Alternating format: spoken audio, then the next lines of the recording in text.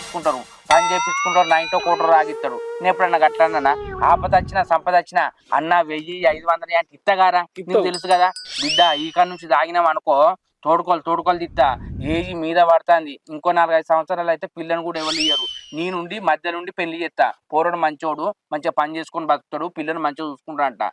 నీకు మానవ అనిపించలేదారా ఇంకా పెళ్లి అవుతుంది అని ఎవ్వడు పిలుస్తా దగ్గర పోయి తాగుడు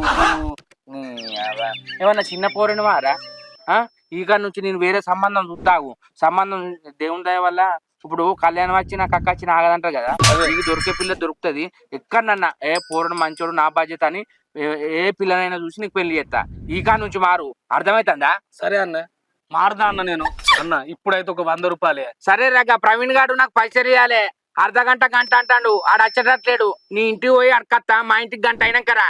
సరే అన్న, నాకు కూడా అంత తింపినట్టు అవుతుంది. నేను కొంచెం బడుకురత్తా. సరే కొంచెం చల్లదాగు. సరే అన్న, సరే పోతున్నా. గంట అయినాకరా ఇస్తా. ఓకే.